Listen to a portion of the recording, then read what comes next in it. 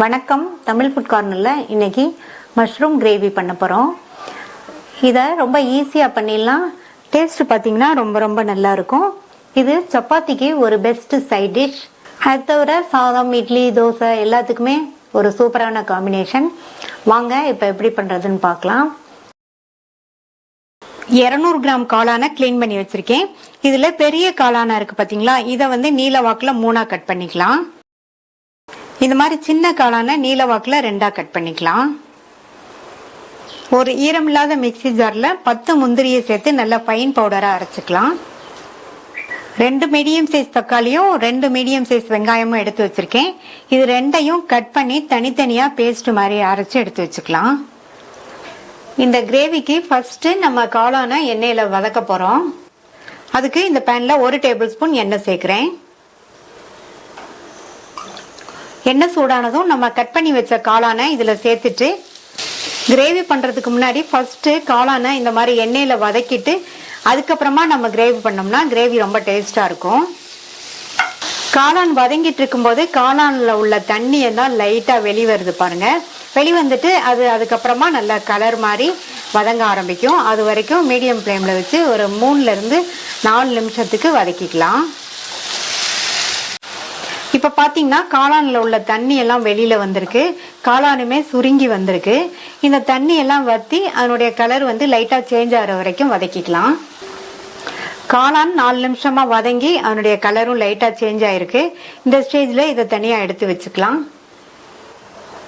இந்த பேன்ல 2 table spoon நல்லெண்ணெய் சேர்க்கிறேன். நல்லெண்ணெய் சேர்த்து பண்ணுங்க, ரொம்ப நல்லா இருக்கும். எண்ணெய் சூடானதும் அதுல 1 இன்ச் அளவு உள்ள பட்டை, 3 கிராம்பு, 2 ஏலக்காய், 1 பிரிஞ்சி இலை, அடுத்து கொஞ்சமா கல்பாசி சேர்த்துக்கங்க, நல்லா வாசனையா இருக்கும். கூடவே ஒரு 1/2 டீஸ்பூன் சீரகம் சேர்த்துக்கலாம். எல்லாம் நல்லா பொரிஞ்சு வாசனை வரட்டும்.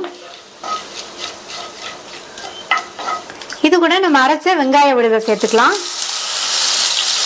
இதை 2 நிமிஷத்துக்கு நல்லா வதக்கி விட்டுக்கங்க.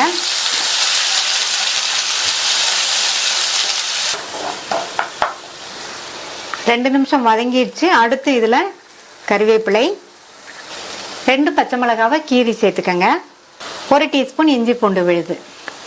இப்ப இது எல்லாமே நல்லா வதங்கி வெங்காயத்தோட கலர் மாறி வரட்டும்.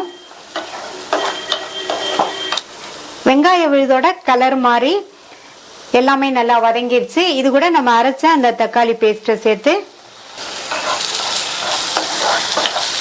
லைட்டா மிக்ஸ் பண்ணி விட்டுட்டு 1/4 டீஸ்பூன் மஞ்சள் தூள், 2 டீஸ்பூன் தனி மிளகாய் தூள், 2 டீஸ்பூன் கொத்தமல்லி தூள், 1/4 டீஸ்பூன் கரம் மசாலா தூள், தேவையான அளவு உப்பு. நல்லா மிக்ஸ் பண்ணி விட்டுட்டு மூடி வச்சிருங்க.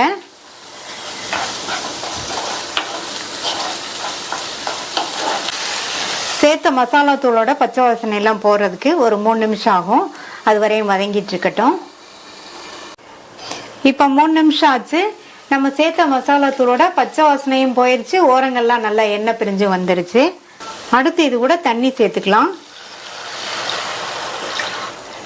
1/4 கப் அளவுக்கு நான் தண்ணி சேர்த்திருக்கேன். நீங்க உங்களுடைய கன்சிஸ்டன்சிக்கு தகுந்தபடி தண்ணியோட அளவை கூட்டியோ குறைச்சோ சேர்த்துக்கங்க. நல்லா கலந்து விட்டாச்சு. இது கூட நம்ம பவுடர் பண்ண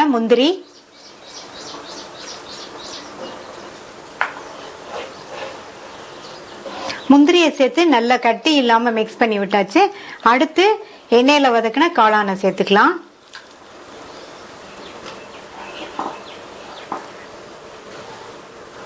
நல்லா இந்த மாதிரி கலந்து விட்டுட்டு மூடி வச்சிருங்க. ஏற்கனவே நம்ம காளானை வதக்குனதுனால காளான் 4ல இருந்து 5 நிமிஷத்துக்குள்ளேயே வெந்துடும். நம்ம முந்திரி பவுடர் சேர்த்திருக்கிறதுனால நல்லா திக்காய் வந்துடும். இப்ப 4 நிமிஷம் ஆச்சு.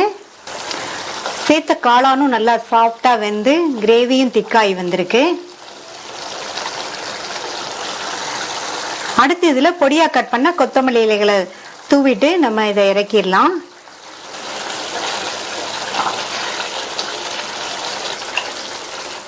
நீங்களும் ஒரு தடவை ட்ரை பண்ணி பார்த்துட்டு உங்க கமெண்ட்ஸை சொல்லுங்க. இது வரைக்கும் தமிழ் ஃபுட் கார்னர் சேனலை சப்ஸ்கிரைப் பண்ணாதவங்க சப்ஸ்கிரைப் பண்ணிட்டு பக்கத்தில் உள்ள பெல் பட்டனை கிளிக் பண்ணிக்கோங்க. தேங்க்யூ.